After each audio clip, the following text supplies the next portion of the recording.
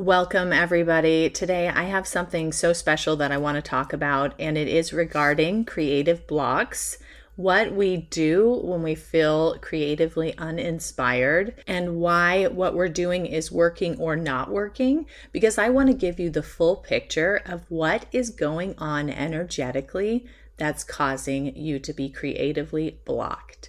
All right, let's dig in. Hey friend, welcome to Deep Healing for Creative Entrepreneurs. My name is Aubrey and I am a subconscious release technique practitioner and photography business owner. I know you are sick of ending your day feeling overwhelmed and exhausted, and you are seeking a solution to help you feel creatively inspired and actively engaged in your business as well as personal life. In this podcast, we are going to dig into any limiting beliefs or subconscious programs that are keeping you in a space filled with anxiety and stress.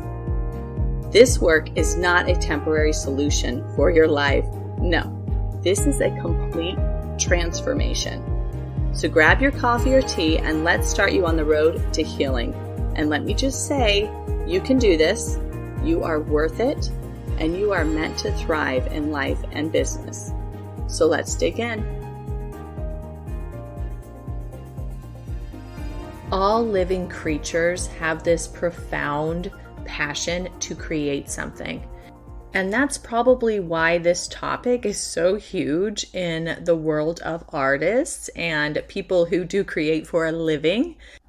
Because we have begun to create things in such a way that we're actually making money off of those projects and also sharing more. So this topic is just one of the biggest conversations we can get into about being a creative entrepreneur is how do I stay in my creative space and how do I keep feeding into that so that I continue a cycle of creation instead of feeling wiped out, instead of coming up against what we call creative blocks. So I wanted to talk more about the energetic side of that today because it is a totally different aspect of it. And I think it really makes people be able to understand what is really going on when we go through these phases. So first, you should know that, yes, I am an energy worker and I understand energy, and I have been able to see it and feel it and make sense of it a lot in my life. So I'm really going to try to take a step back and maybe explain it to people who don't quite grasp it. The first thing that I want to talk about with that is that we all know that in ancient cultures, the chakras or the energy centers are pretty prevalent. It's a cultural understanding that these energy centers or chakras are very important to overall health, physically, mentally, emotionally, spiritually, everything.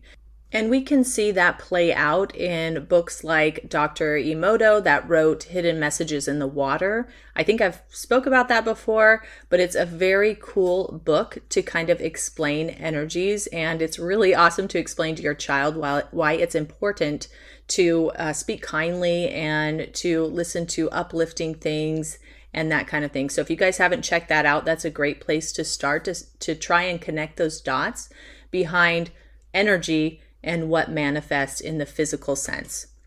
For purposes of today's episode, I'm going to stick with Dr. Joe Dispenza's explanation of those energy centers because he goes through exactly what I want to share about creativity. So basically, the first three energy centers, you've got like kind of where your root would be, the sacral area, and then going up into the intestines area, and then the solar plexus. So these are all between like the floating ribs and the sacrum. So in these three areas, that is where the energy can get stuck a lot.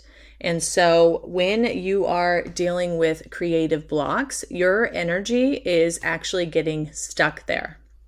Some things that may cause this are like competition, control, any kind of trauma, even sexual trauma, the feeling of lack, guilt, pain, all of these super kind of negative emotions that we release a lot in my program and one-on-one sessions they're getting stuck there. So let's say that optimally, you would like that energy to have a flow, a constant flow. So what would happen is it would go through each of the energy centers. There's 8.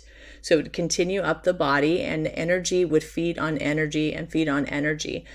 So because there's a constant flow, you in essence do not run out of it. You live a very balanced life, as cliche as that word may be. You are fulfilled. You have joy. When things happen to you, you're able to process those, not get them stuck in the lower centers, and just be able to move on with grace and with that love and appreciation for existence. The thing that I love most about this concept is that most people, no matter their background, with believing this stuff or with even understanding that it's possible, most people will say at some point or be able to feel at some point that energy coming from someone else. So they might say, oh, I just really love his vibe, or I think when she walks in a room, everybody looks at her, right? There is something more about that. And without going into any more details, I'll just say that it's a pretty easy concept, I think, to relate to. So let's go back to the creativity. When we are living in those bottom 3 centers and we are still working hard and we are still trying to create, and we've got clients booked and we've got to make all of these things happen, but we are not flowing the energy through the other centers, then what we are doing is actually pulling energy from that outside area. So we are lessening that vitality energy around us in order to create things that are not feeding our soul.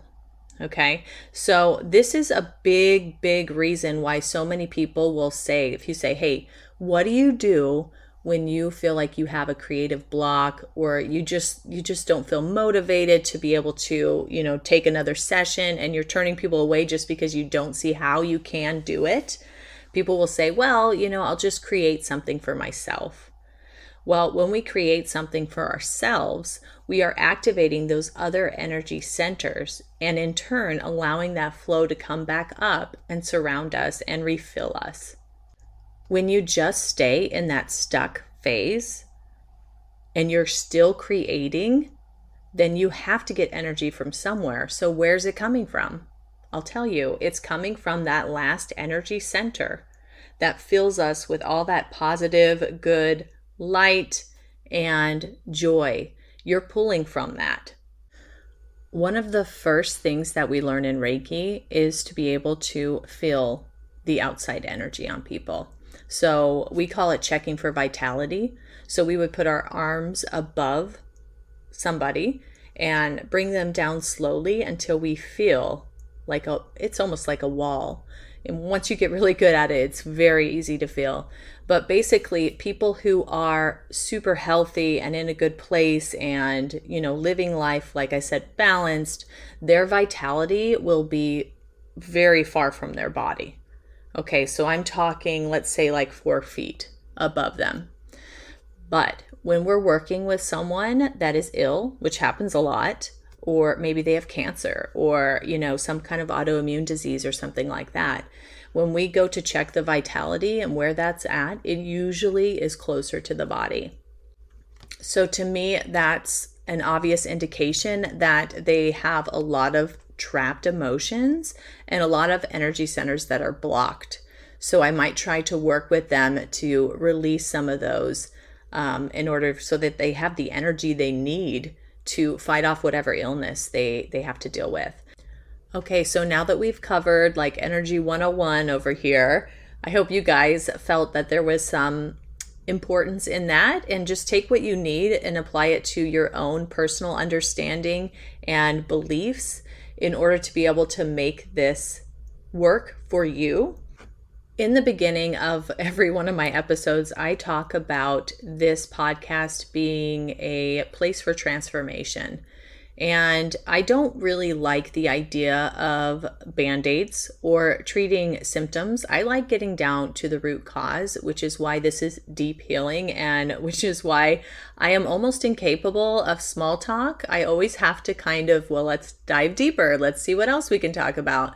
It's very interesting to me. And so when we talk about this particular subject, I just want to say that sometimes we fall into a trap of just putting a band-aid on this.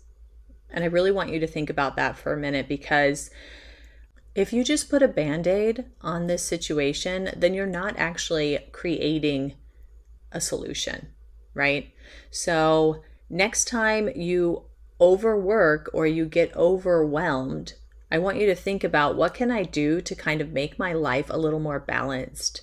And maybe it is a vacation, but if you go on vacation and then you come back home and you just start up again, doing the same thing, you're going to end up in the same spot and you're going to need another vacation, right? Or if you say, okay, well, now I'm going to create something for myself again. Well, you've still lost a couple weeks of time and business because you have been stuck, right? So it's really about getting ahead of these things in order to help you move through them and not get stuck there at all. I've been able to find a balance with that for sure, but I know it takes some time. If you understand what's going on and what your body and your intuition and your creativity are trying to get you to, then you can better apply different solutions into your life. I love to do subconscious work with this because we can release any of the trapped emotions that you have in those first 3 centers. Like I said, that's going to be your shame, your guilt, your anger, your pain. I mean, I don't know anybody that hasn't had to deal with any of that, right? So it is very prevalent in us anyway, and we really want to be able to heal through that. If we can heal through it, then we will not find ourselves in that situation again. So just think about it. See what you come up with. See what makes sense to you intuitively. And if you have problems kind of tapping into your intuition, let me know. I can see what I can provide to you to be able to help you become more in touch with your intuition. That is one of the weekly modules in the course, Deep Healing for Creative Entrepreneurs, that I have, because guess what? It is so important. We are all different. We are all created different. There's never going to be a band-aid for everybody. There's never going to be the same treatment for everybody. It's always going to be led by you and what you understand. And so just let me know if you would like to talk about that a bit. I also will leave a link for an application to get into the course.